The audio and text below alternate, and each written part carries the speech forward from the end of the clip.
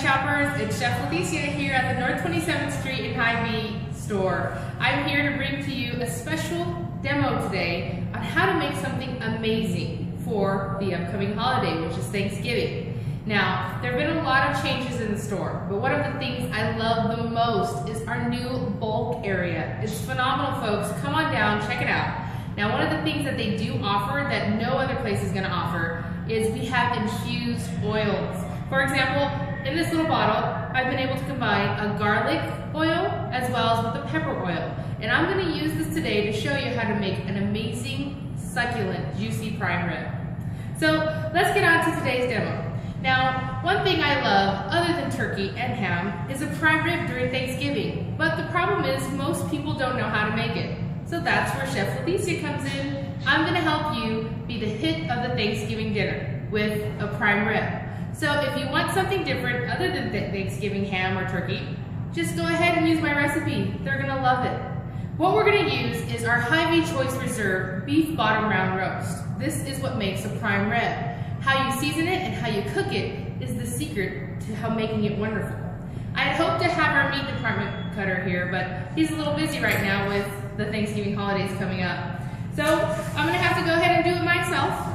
What I'm going to show you here is this is about a 4 to 5 pound roast. This is going to serve depending on how many hungry people you have. This should serve anywhere from about 6 to 8 people, or maybe even more if you have smaller thin slices. Now, as you see, I'm going to start with the fat side up. You're always going to make your prime rib with the fat side up, and the reason is as it cooks, and as it cooks from the oven, it's going to go ahead and seep those juices and that flavoring from the very top to the bottom. So let's go ahead and talk about a very simple, easy recipe. I have some very few items here. As you know, I'm an ingredient girl who doesn't like a lot of ingredients, so I try to use the most minimal as possible. One of the other things we have in our bulk that I'm going to use today is our spices. If you have a recipe like the one today and you don't need but a teaspoon or two, go to our bulk area, grab some spices of that amount, and then you don't have to worry about wasting them or wasting your money. So today we're going to use some organic white onion flakes. We're going to just empty them in a bowl, and I'm going to take about 2 teaspoons of each and just put them in a bowl there.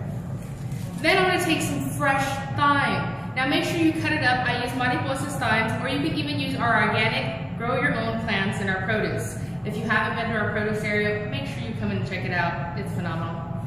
So I'm going to use about 2 tablespoons of that, or teaspoons, I'm sorry. If you like a little bit more thyme, then I would throw another extra one in. Actually, I do. So I'm going to throw 3 teaspoons in. And then I'm going to take horseradish sauce. This is a great flavor. And I'm going to take about 2 teaspoons of that. Then I'm going to take that oil and I'm going to make a paste out of it. You're just going to squeeze it in there. I would say maybe anywhere from 4 to 5 tablespoons if you want the accurate measure. And then you're just going to mix it up. Very nice and neat there. And it's going to make a little paste, as you see here. That's what's happening. Now, I think I like a lot of oil. I like that prime rib to be nice and juicy.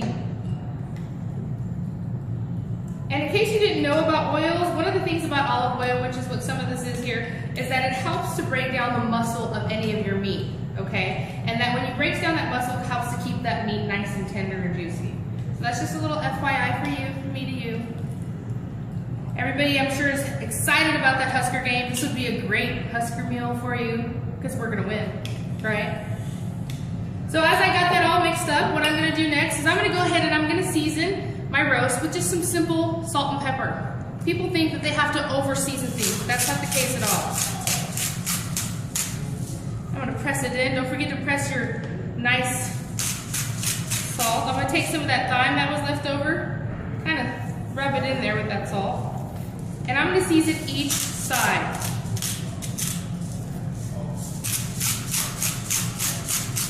I don't know about you folks, but I absolutely love the holidays. And why? Because I get to cook and I get to eat, and I love food. Make sure you get each side nice and even there as much as you can. It's a little difficult sometimes. And we're going to do some fresh crushed pepper. I absolutely love fresh crushed pepper.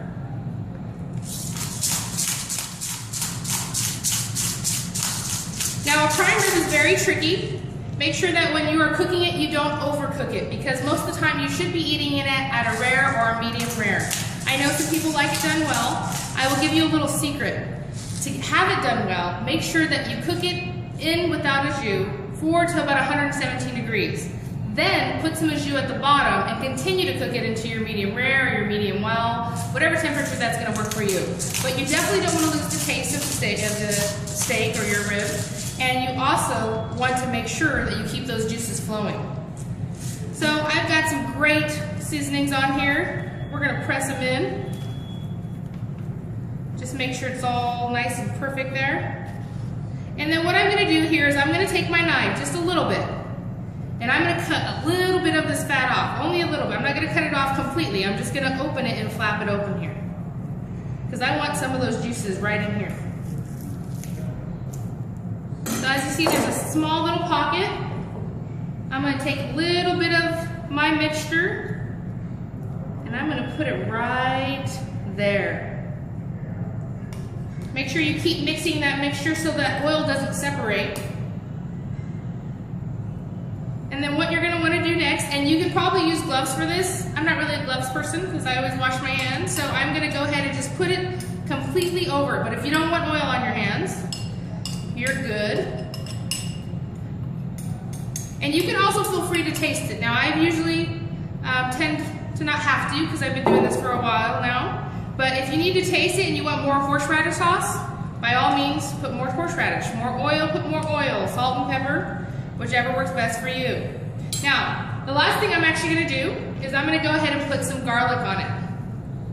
And that's going to actually be kind of mixed in. Now, you can mix it in with your normal mixture if you want. If not, this way is fine as well. This is what happens when you get greasy hands. Maybe I'll have it for you folks today. We'll see here. This is great.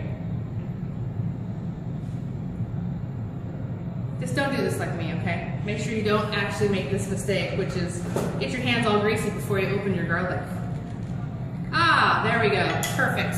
So I'm gonna take about a couple teaspoons here and just sprinkle it across there. And then I'm just gonna kind of rub it in there with that. And what you're going to want to do is you're going to want to make sure you preheat your oven to 325, okay?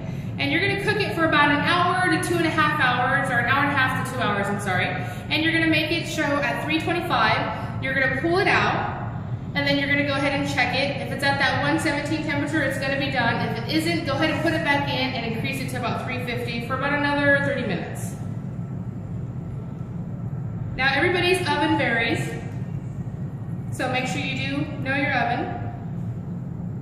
So there you go, folks. It's very simple. The last thing I'm actually going to go ahead and do is I'm actually going to go ahead and take some garlic salt, and I'm just going to sprinkle lightly over the top there.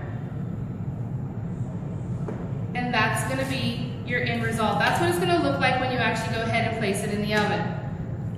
And anything you have left over, I would make sure you just take a little bit of it and just place it on top here. And if you want to put it there on the sides, you can, but the whole purpose is to make it soak into that fat. Well, that's how you make a prime rib. If you want to see the end result, let me know. I'll shoot you a picture, or you may even be able to see it at the end of this video. Stay tuned for tomorrow. Tomorrow I'm actually going to show you how to make an amazing succulent turkey. I'm going to actually give you a play-by-play on how to go ahead and stuff your turkey, as well as ways to continue to make it nice and tender.